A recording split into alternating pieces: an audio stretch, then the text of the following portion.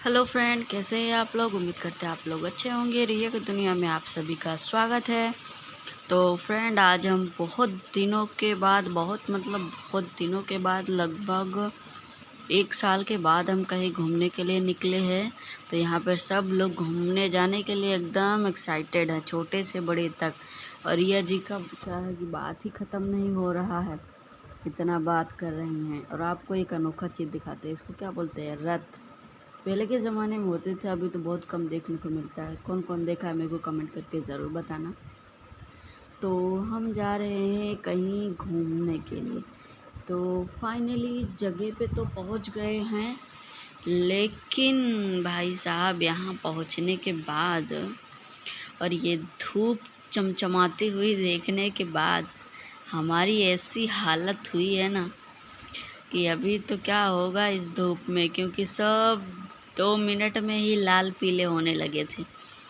और सबसे ज़्यादा डुग्गू, ये देखो, इनका तो सबसे बुरा हाल है। और इनका टोपी वोपी ये निकाल के पता नहीं कहाँ फेंकी। और उसके बाद हम लोग मंदिर में जाने के लिए रेडी हो गए, और मंदिर के अंदर पहुंचने के पहले की ये स्थिति है। और हम तो ये देखने के बाद भाई साहब क्या बताएं, हमारी तो सिट्टी पिट्टी गुल हो गई कि अभी तो इतनी लंबी चौड़ी 2 घंटे लाइन लगाने के बाद हम मंदिर के अंदर पहुंचेंगे। ये मंदिर के बाहर की स्थिति है, बताओ, ऐसी हालत है वहाँ की। इतनी भीड़ है कि बाप रे। बड़े तो चलो जैसे तैसे निकल जाए, यहाँ पे छोटों की बुरा हाल है। और हम भी क्या था ना कि अभी जाने वाले नहीं थे, लेकिन थोड़ा सा मानता था, तो इसके लिए हमको जाना पड़ा। और वहाँ इतना अंदाज़ा भी नहीं था कि वहाँ इतनी भीड़ होगी। और ये भीड़ देखने के बाद बच्चे जो रोना चालू किए हैं ना, और उसमें भी रिया महारानी ने ले लिए हमारे एक बाँसुरी। और ये बाँसुरी डुग्गू ने इस भीड़ में दिया गुमा।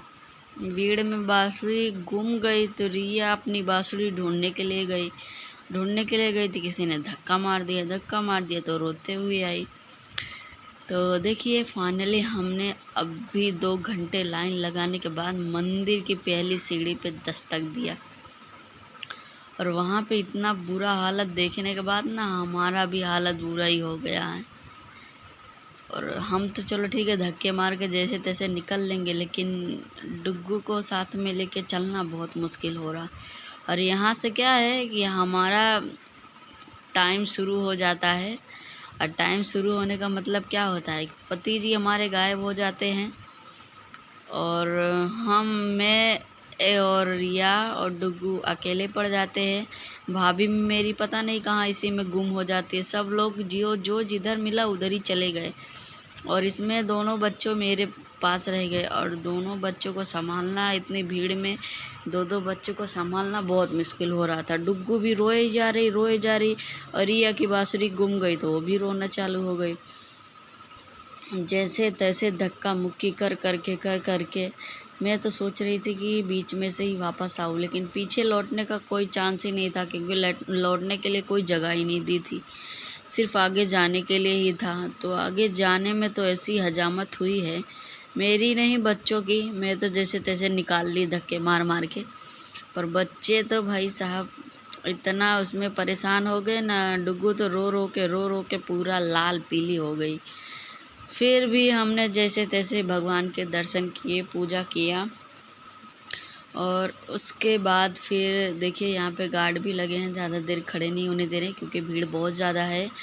लास्ट में यहाँ आने के बाद हमारे पति जी बाहर खड़े थे, तो यहाँ जाके मिले।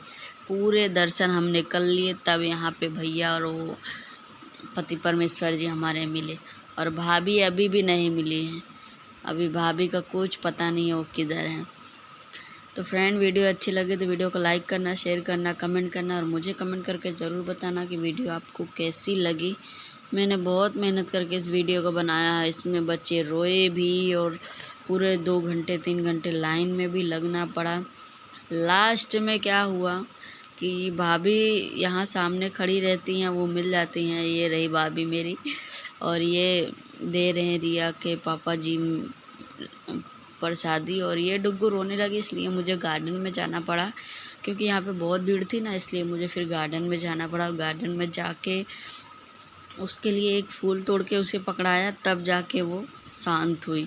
उसके बाद उसके पापा आए, क्योंकि हमको देख रहे थे ना आते हुए, तो फिर पीछे पीछे वो भी आए। तो ये रही देखो, अब फूल पकड़ी है तब जाके थोड़ा शांत हुई है, नहीं तो बहुत रोया, पूरा हजामत बना दिया हमारा रो रो के। और हम यहाँ से निकलने के बाद फिर सोच रहे थे कि रास्ते में एक मॉल पड़ता है, वहाँ पे रिया के लिए, डुगू के लिए कोई अच्छे से कपड़े मिले तो ले लेते हैं। तो ये देखिए मॉल में आ गई हूँ, और यहाँ पे थोड़ी एसी है अच्छी भले, तो हम सोचे थोड़ा बैठ जाते हैं, क्योंकि हम तो नहीं लेकिन ये दोनों बच्चों की ऐसी हालत हो गई है ना। फिर यहाँ पे थोड़े कपड़े मुझे पसंद नहीं आए, लेकिन रिया के लिए एक टी शर्ट खाली लिया बस। उसके बाद फाइनली हम पहुँच गए भाभी के घर पे, और भाभी का ये ज़ोरदार बाजरी का रोटी देखने के बाद मुंह में पानी आ जाता है। किसके किसके मुंह में पानी आया मुझे कमेंट करना ज़रूर। आपके घर पे ऐसे बाजरे की रोटला बनता है? हमारे यहाँ बाजरी का रोटला बोलते हैं।